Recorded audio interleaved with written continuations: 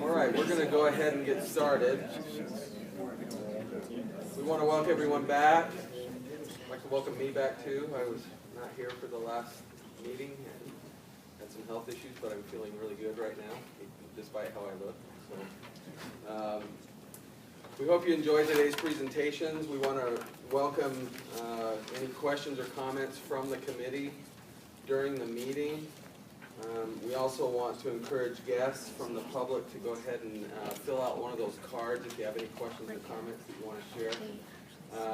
If those are good to have for us, just in case we don't have time to actually read them in the meeting, we can always address them on the website in between meetings, and so your questions and comments will be addressed by the presenters. In this case, we have one presenter today.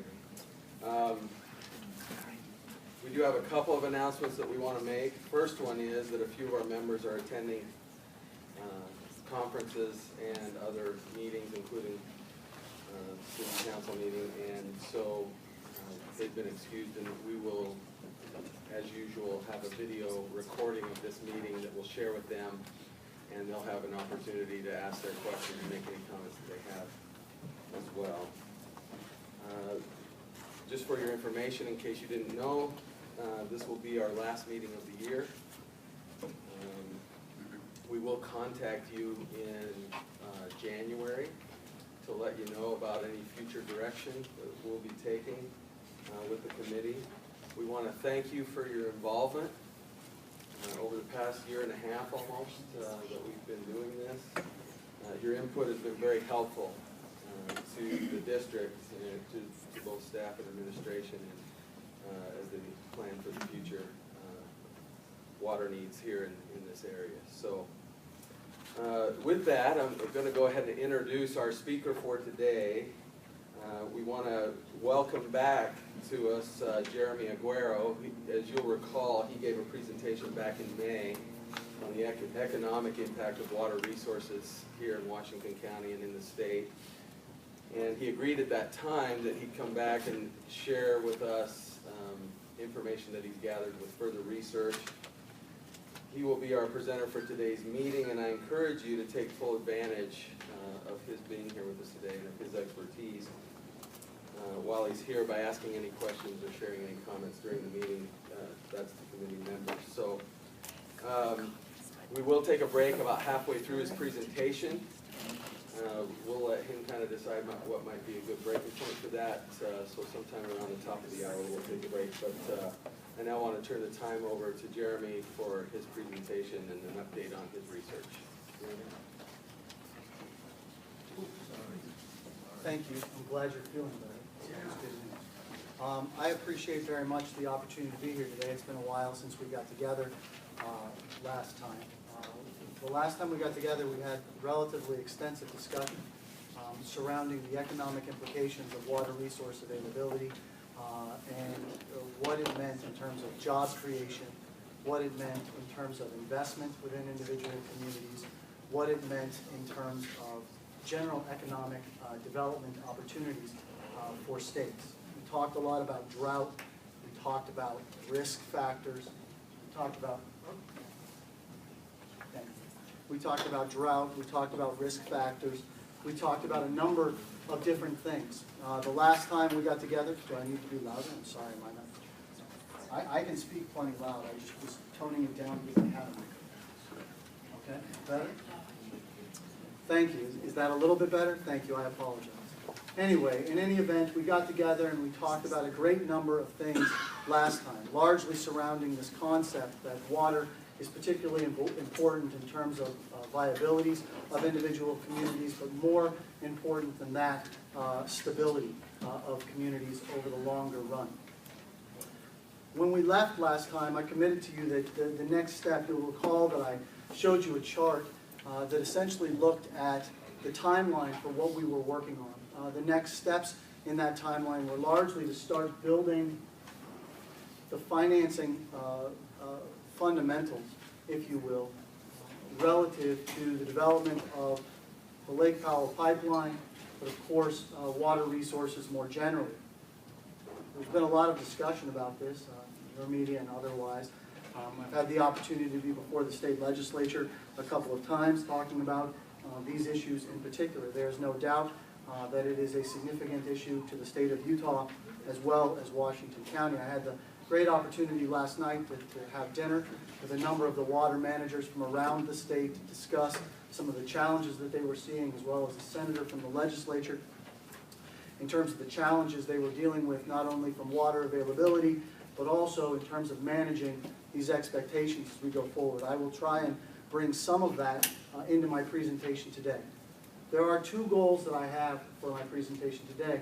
The first is to discuss this idea. We talked a lot of things about risk, but really we need to start to hone down on some of those questions that we were talking about before. We need to start having some type of model that we can develop, and we're not all going to agree on what some of the assumptions that drive that model are.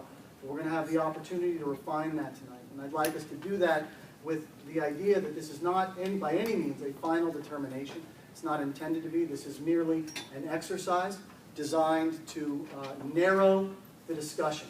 We can think about it that way. The second thing is, I think that there has been a significant amount of rhetoric, information, people arguing from time to time about what a project like the Lake Powell Pipeline might cost, what it's going to do to rates, what it's going to do to impact fees, what it would mean for Washington County and its cities over the long run. I'd like to address those issues as well. I'd like to talk through them. I'd like to put it in a sort of a more rational framework relative to what these costs may look like. Unfortunately, I think that I need to start my conversation today by setting the record straight. And this, and any time you have a debate over things, there will be people on multiple sides. I have done this long enough to understand that if you're dealing in any type of issue that is politically sensitive, roughly 50% of the people are going to want to believe that you're wrong, and there's always going to be a share of them that are going to want to throw stones at you. I would hope that we can avoid that, but I do think that I need to address some of the things that have been written about me personally. This was an article that was written, I believe, in last week's November 11th Spectrum. There was an op-ed that essentially outlines any number of things, but takes some personal shots at me. There are things that I'd like to address in that. I think I'd like to start by asking, I've asked my staff to develop the resumes for the folks that are working on this project, both mine and the other folks that are working on the project. I've asked that those get handed out to you. Forgive me for not having them in the binder, but I brought them when I came up today. There are a number of folks that have been actively involved in this project. I think this will demonstrate our abilities. I won't go through those in any type of excruciating detail, although I will take on some of the misinformation that was provided in this particular letter. The first is this comment that Aguero, an attorney, not an economist. Let me tell you a little bit about my background. I undertook a special course of study under a gentleman by the name of Dr. Shannon Bybee, who at the time was the director of the International Gaming Institute at the University of Nevada, Las Vegas. Shannon was one of the best friends that I ever had, but more importantly than that, he was a mentor to me and sort of guided me through my undergraduate career. I had something of an odd undergraduate career where I focused on economics, on finance, market research, those type of things. That exercise left me with more credits than I needed to graduate, but a great opportunity to be successful once I left. I went to law school because Shannon, who was an attorney, made me promise him to do so because he said it had changed his life. That was important. I have never practiced law a day in my life. I have never entered a courtroom. I am not the member of any bar, nor have I ever sat for any bar. Yes, I have a Juris Doctorate degree. I think it has helped me in much the same way as it helped Shannon, but nonetheless, I am proud of my background and for that of my colleagues, and if there are any questions about me or about them, I would be more than happy to field them to this group. There's also questions in here about my background. After graduating from college, I worked for a company called Coopers & Lybrand for a short period of time. It's now called PricewaterhouseCoopers.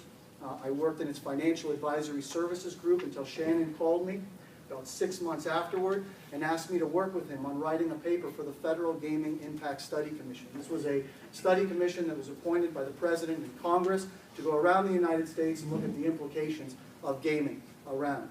I wrote the paper along with the people at the university. I was its principal author. It was then submitted to the federal government. Subsequent to that, I was a gubernatorial appointee in the state of Nevada, where I chaired the technical working group of the Governor's Task Force on Tax Policy, and I penned its 1,400-page report. I also was the lead analyst and author of the growth interruption analysis, which looked at the implications of different growth cycles on communities around the United States. I wrote that paper jointly with a review committee that included economists from the University of Arizona, Berkeley, Rutgers, and others. Again, I can go on and on about my background. I would hope that it speaks for itself. There's also this April 5th, 2009 article that was written in the Sun. This could be the most ridiculous of the claims that's made here. I've been quoted in the Wall Street Journal, the New York Times, the Los Angeles Times. I've been on MSNBC, Fox, all of those.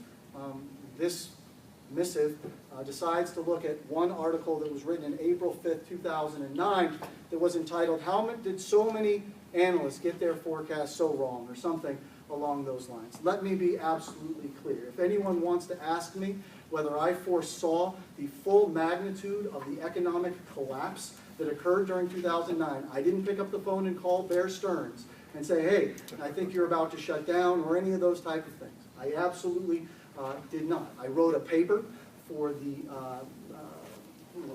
the Southern Nevada Home Builders Association at the time. At the time that paper was written, there was over 45,000 hotel rooms under construction, planned, or proposed in the Las Vegas market. When I wrote that paper, I drew the conclusion that if all of those hotel rooms were to come online and history was to continue, the demand for housing would have to increase in the Las Vegas Valley. The market subsequently collapsed. This missive also goes through this idea that there were these other analysts who either got it right or were critical of me during the time. As a matter of fact, this article that was actually written by Patrick Coulican outlined two individual analysts. One was a gentleman by the name of Tom Carroll. The second one was a gentleman by the name of John Restrepo. Tom Carroll, member of the university, good guy. I'm happy to put up my projection record against his, because you won't find a projection record from Tom Carroll, at least not much of one. And so, you know, the arguments that he and I have had from time to time, I certainly respect that and have those. John Restrepo, on the other hand, who's the other person that apparently got it right, subsequently found himself in hot water as a result of actually plagiarizing our projections and trying to pass them on as his own, and then ultimately recently filed bankruptcy. So if this is the paramount analysis of my credibility, I find that to be somewhat suspect overall. In addition to this particular letter, there was also a subsequent letter that was so kindly sent to the, by the same person, was so kindly sent to the legislature, the House of Representatives, essentially. So what we get, rather than paying attention to our own Utah economists, which I'll discuss more in a moment, is a Las Vegas attorney hired by the appointed Washington County Water District for $10,000 per month to be their spokesperson to argue their case, essentially. I don't even know how to respond to this other than to dismiss it in its totality. I am an analyst. I am not an advocate. I am not here to try and convince you of anything. My job is to talk about the general economics of water and to work you through some of the financing issues. I won't do any more than that, and I would hope that we can be respectful for one another. That is the amount of our monthly retainer. I would suggest to you that anytime anyone would like to see our time cards in terms of how many hours myself and my staff are putting on that versus our hourly rates, I would be more than happy to compare it. As I can tell you, given the amount of work this project has been, particularly over the past 3 months, I don't know that we're getting the best of that, particularly after having to deal with something like this. Again, I would suggest that in a congenial manner, the ability to walk through this together and try and look for that. I actually found out about some of this as my grandfather, who lives in Logan and is friends with some legislators in Salt Lake City, actually saw this and sent me a note. So